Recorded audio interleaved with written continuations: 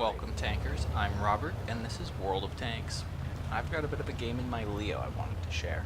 This Leo is actually my first all-female crew. I'm sure most of you were around when the Christmas special was going on, and that certainly made getting a female crew for the Swedish tanks much easier. All I had to do was spend one of my mission rewards from Mission 1 on, I believe, a Swedish female gunner.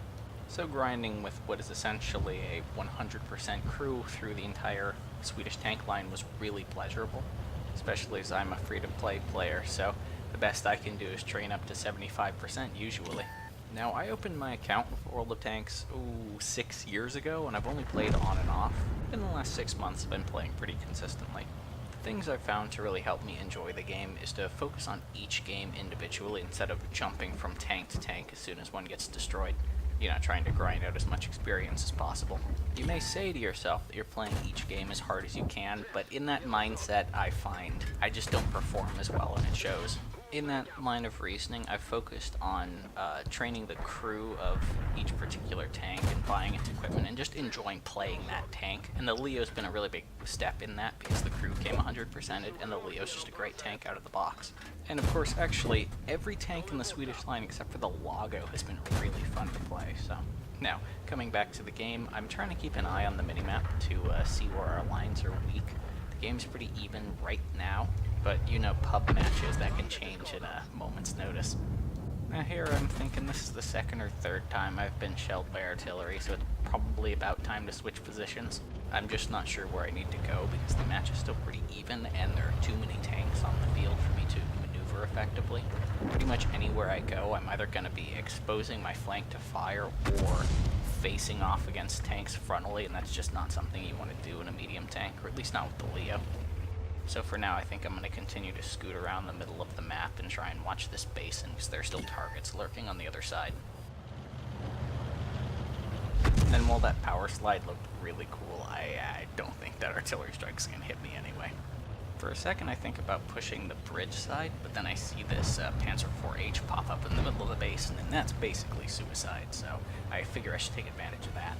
Now, please ignore the fact that I nearly flipped my tank. The Leo is a very light vehicle, and with that much horsepower, you tend to pop yourself over rocks. Anyway, I think my best position to shoot at the Panzer IV-H is going to be in that corner I was at the beginning of the match. So I want to progress along the low ground there so I don't expose myself to fire from the other side of the ridge.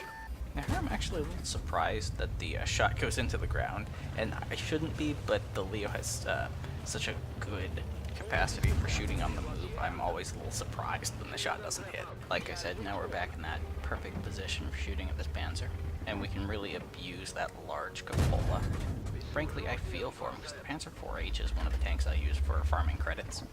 That and my T-14, but I'm sure I'll put up a T-14 replay soon.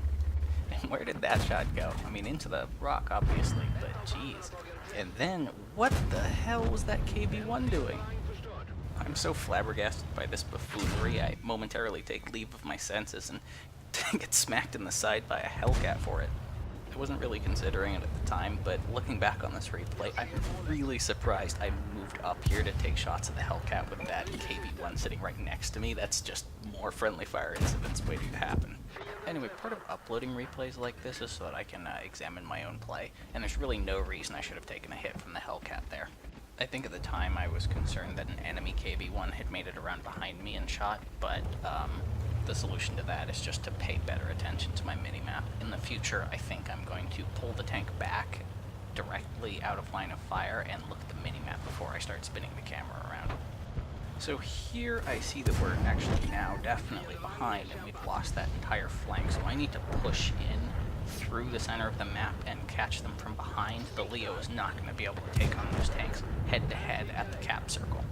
And though I didn't point it out, that was definitely a couple instances of the Leo shooting really well on the move, and as you can see why I tend to overestimate its capabilities. This right here is definitely a mistake. There's no reason for that artillery piece to have exposed itself at that point. I should have just assumed that the opponent was a good player and then left and not wasted any precious seconds on that. There I figured taking a swing on the move at that tank destroyer is basically free, so I should take the shot. My only concern right now is rushing up that back line as fast as I possibly can to get the flank on those tanks on our cap circle. And there I'm quite pleased that KV gets around and destroys that AT, because the Leo has a hard time with tanks like that, at least in confined spaces. It would be hard to get up there and dig that out of that corner if it came down to it at the end of the game. And then I see the KV goes mountaineering off the side of the cliff there, and I don't know that I agree with that, but I really shouldn't be nitpicking my teammates' moves. This should be about me and what things I can do to affect the outcome. Importantly here, this is where being a free-to-play player is going to come back to bite me in the ass, because on most tanks I do load some premium rounds, but the Leo I just never got around to equipping it. And ideally in this situation, you want to peek up and expose as little of your tank as you can to pop shots into their turrets, but the Leo's main gun is just not going to have the penetration for that. So I'm going to be lining that shot up, trying to get it just into the cupola, and I feel robbed by that shot. This whole engagement was 2 hits that I didn't need to take if I just had premium ammunition in the vehicle. Finally, I just get fed up and decide to push the enemy tank because I have a hit point advantage. And actually, it turns out the Leo has some armor. It doesn't come into play much, but you can count on it bouncing a couple shots a game. Now looking back, I see the KV has gotten himself into some shit. I don't know what's going on over there. I don't know what his plan was, but that's 2 easy kills for me to clean up at least. My engagement here is going to be another mistake I think I can learn from. I definitely should have pulled back while I was reloading far enough that I was exposing the absolute minimum amount of my tank. I had at least, half a second there to pull back a couple more feet. Then for all I know, that could have made all the difference, so we'll call that 4 hits I shouldn't have taken this game. And before they'd even shown up, I was already expecting those heavy tanks to be rounding the corner any second now, so I try and pop up onto this ridge to get a good firing arc on them, but I've got to bail on that plan immediately. Briefly here, it seems like they're going to give chase, which is a dumb move, but if they're going to do that, then my best plan is to get around the corner so they can't just shoot into me. Then they start capping. For a second, it's only one of them, maybe I can get all the way around, and then 2 of them on the cap point, I've got to come back. Driving back up here means I'm going to be going up against the heavy tanks in the head-to-head, and that's something I've been avoiding all game long. It's only here once my teammate points it out that I'm actually on 8 kills. I hadn't realized that I was necessarily doing so well. I was just focused on the game at hand, and that's something I'm kind of proud of in this game, despite the mistakes. When I saved this replay, I remember bemoaning the fact that I hadn't loaded any premium ammunition, which is not a slight at wargaming, that's just on me. But now, after reviewing the footage, I see there was a lot of hits I really shouldn't have taken. Coming up here, the clock is really running down, and I kind of rush in, and this is another blunder I realized even at the time. I'm trying to get out and have as much of the enemy tank to shoot at as I can, just so I can reset the cap counter. I really should have held back, and if I had premium rounds, fired those. Really, what I learned watching this replay again was that it wasn't about the premium rounds. Even if I didn't have those in the engagement against the M4s on the cap point, if I'd just been able to save myself the hit from the Hellcat and the hit from the T-34, I very easily could have wrapped up this game over in a win.